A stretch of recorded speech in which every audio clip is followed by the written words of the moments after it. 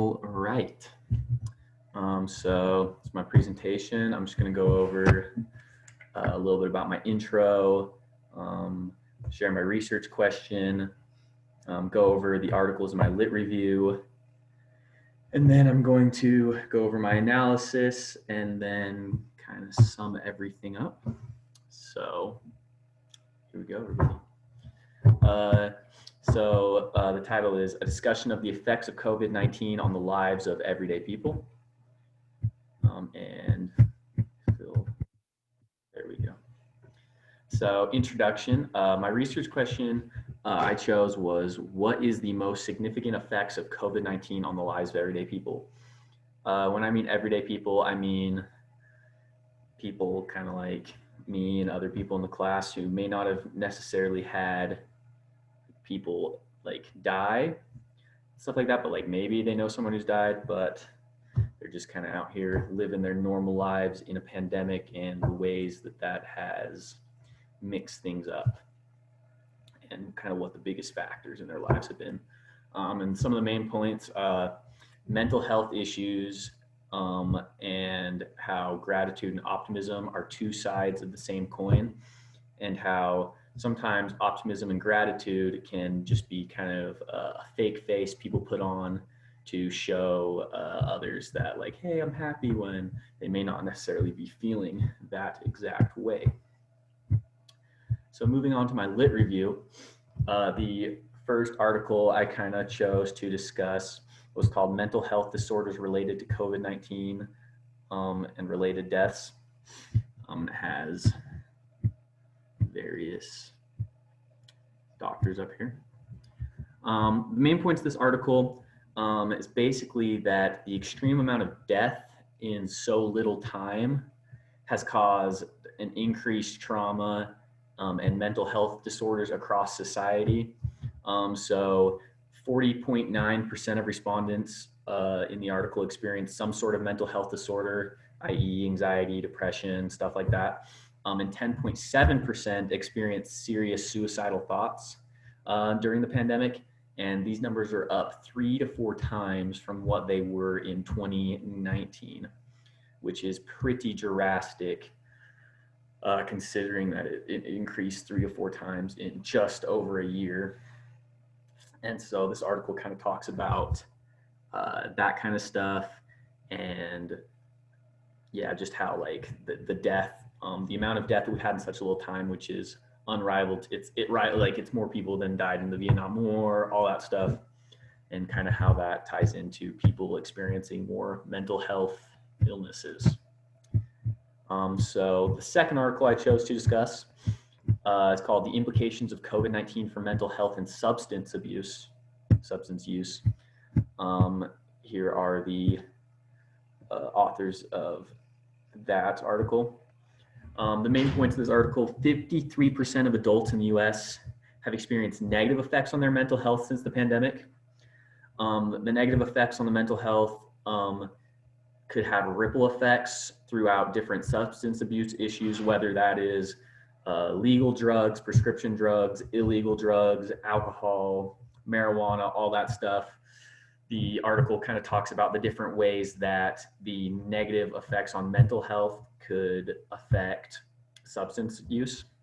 And it also talks about how social isolation, disruption of daily routines, old age, job insecurity, and strain are all contributors to the stress people are feeling from the pandemic.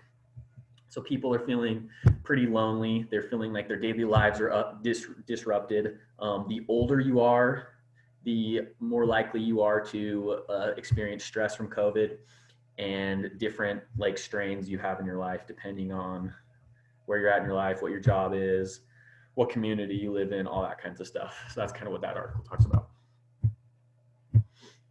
The third article is just called Coping with Stress. This is just on the CDC's website.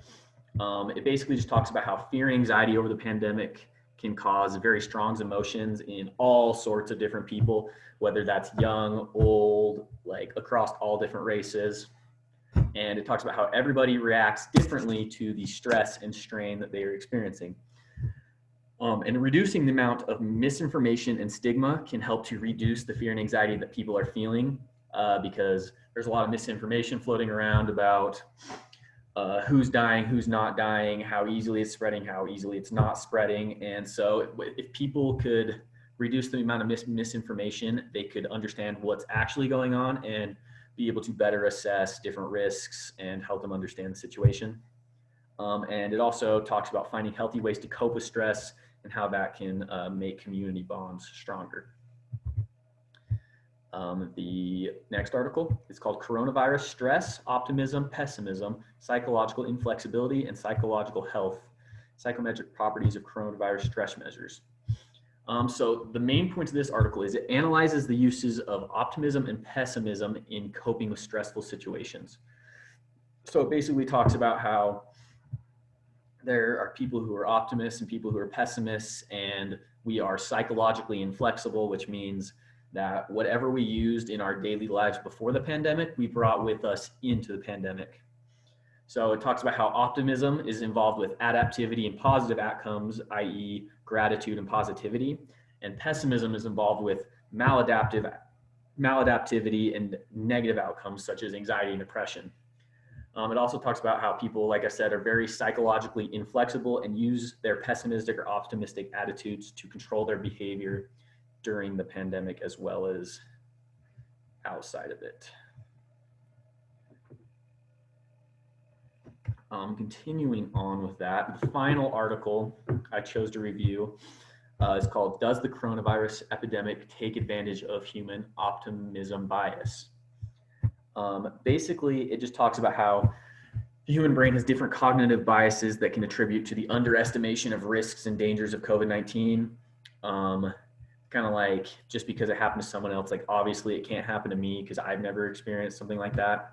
It talks about how past diseases such as Ebola and SARS have created this kind of generalization that different pandemics and diseases aren't as big a deal as people make it seem because the last couple of big diseases were kind of duds. So it's this idea that people generalize each disease and kind of treat them as the same thing. And then it talks about most people haven't experienced a rare and adverse life event such as COVID-19. So nobody, like most people haven't experienced this kind of crazy life event. So they don't have the experience to take it as seriously as they might need to. That pretty much sums up my lit review portion. And then, so we're going to move on to my analysis portion. So basically, the first camp of people is there's a lot of increased anxiety over coming into contact with other people. A quote from the Gladys, Aaron, and Serena interview. It says, "I don't care if it's COVID or a cold or a sore throat. I don't want any of it. So I'm extra cautious as far as my distance, or like if they cover their mouth." So there's a lot of increased awareness of germs and getting sick, which leads to a lot of anxiety. I know personally, when I'm at the grocery store, you see someone without a mask on, you kind of get on the edge of your seat, like that kind of feeling. Anxiety and uncertainty had varying effects on different people. Like people are feeling differently about different things. In Brianna's memo, number 1, she says, "These restrictions keep changing, bringing uncertainty, which can bring more anxiety and depression," which has a lot to do with it. There hasn't really been one clear answer as to what to do. It's been left up to like local authorities. So there's a lot of confusion going around, which leads to uncertainty. There's a lot of confusion going on about the vaccine. When's that going to be out, which also leads to uncertainty. So there's a lot of uncertainty for the future, causing people to worry about themselves and people like their families and other people who are close to them. Secondly, there is a lot of depression in the field notes. So this has to do with social isolation leading to feelings of loneliness and depression.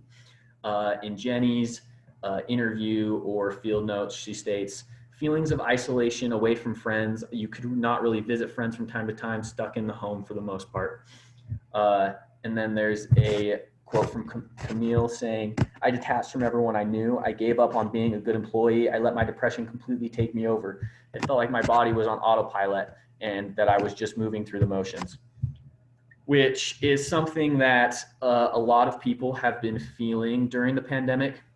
And one of the easiest ways to pull yourself out of like these type of depression and anxiety bits that everybody kind of has at some point in their life is to get up and go out with your friends, go get a morning coffee, go out to breakfast, go out to dinner, you know what I mean? Go on a date, that kind of stuff. And with the pandemic, we're seeing that people are unable to go do these things. They're unable to go see their friends. They're unable to go hang out at their grandparents' house. They're unable to go see their aunt and uncle who's suffering from whatever. And so they aren't quite able to pull themselves out of these little bits of depression and anxiety because they're stuck in their house, which just leads to more anxiety and more depression. So kind of switching lanes is the other side of this, which is there's a lot of people like sharing optimism about the future for how COVID-19 is going to play out.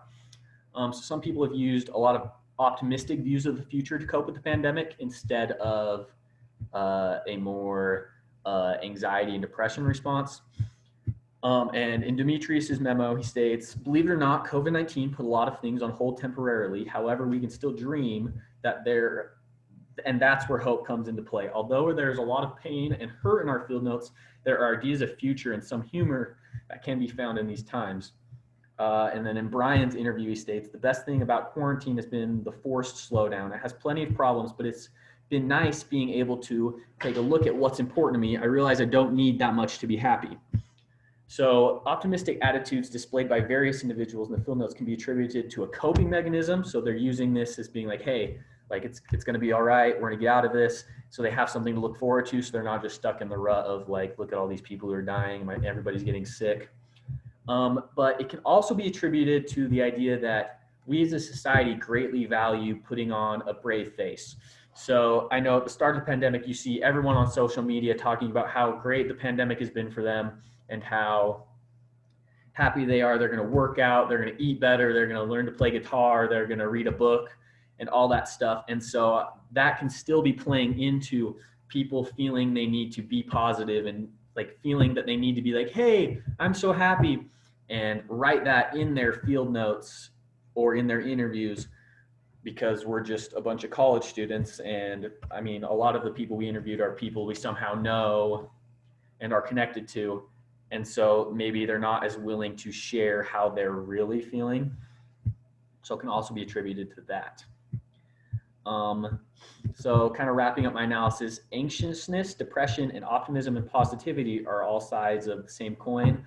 The negative feelings or positive exterior people show are ways to attempt to cope and understand the trauma that they have experienced overall for this whole course of this whole disease. So in conclusion, the biggest effect on the lives of everyday people are the adverse mental and emotional effects. More people are experiencing mental health disorders than they were a year ago. We value positivity and mental strength in our society, so positive attitudes displayed could be shields put up to high true feelings. And this research adds to the previous research because it looks at real people in the pandemic, and it uses up-to-date data because it was all done this semester and we're out in the field doing interviews. So it's not just like raw,